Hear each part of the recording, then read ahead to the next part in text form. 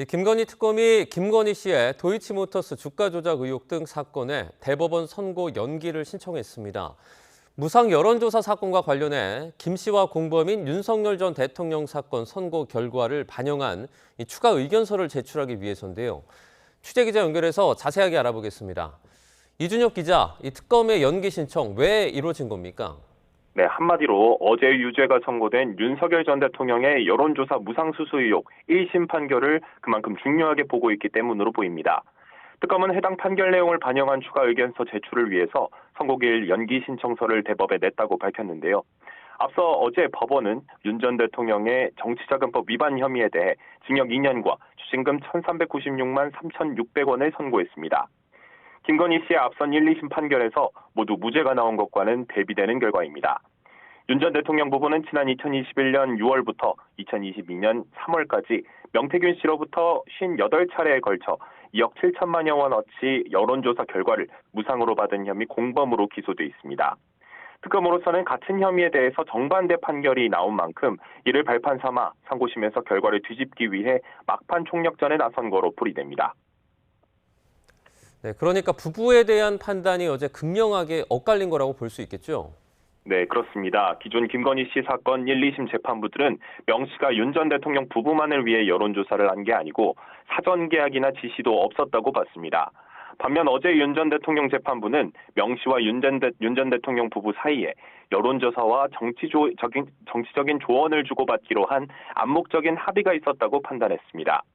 김영선 전 의원의 공천을 두고도 판단이 갈렸습니다. 김 씨 재판부는 공천이 절차에 따라 이루어졌다고 봤지만 윤 전 대통령 재판부는 명 씨에게 보답하기 위해 부당한 영향력이 행사됐다고 판단했습니다. 다만 윤 전 대통령 재판부도 기소된 혐의 가운데 명 씨가 윤 전 대통령 부부에게 결과를 전달한 것이 확인되는 14차례에 대해서만 유죄로 인정했습니다. 네, 원래는 모레 대법원에서 이 사건에 대해 판단할 예정이었죠? 네, 윤 전 대통령 판결 사흘 만에 대법원에서 같은 사건을 정리할 예정이었습니다. 모레인 오는 16일 오전 10시 15분에 김건희 씨의 도이치모터스 주가 조작, 통일교 청탁 의혹과 함께 여론조사 무상수수 혐의에 대해서도 결론이 나올 예정이었습니다. 앞서 1심은 통일교 금품수수 의혹 일부만 유죄로 인정해서 징역 1년 8개월을 선고했지만 2심은 통일교 의혹 전체와 도이치모터스 주가 조작 혐의 일부를 유죄로 판단해 징역 4년, 벌금 5천만 원형을 내렸습니다. 그러나 특검이 연기를 신청하면서 선고가 다소 밀릴 가능성도 배제할 수 없게 됐습니다. 이런 가운데 종합특검은 심우정 전 검찰총장에 대한 구속영장을 청구했다고요?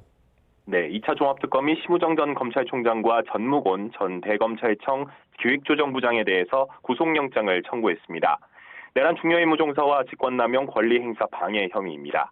심 전 총장은 12.3 비상계엄이 선포된 뒤 박성재 전 법무부 장관의 지시로 계엄사령관이 지정한 사건 수사를 맡는 계엄사 합동수사본부에 검사를 파견하는 방안을 검토한 혐의를 받습니다.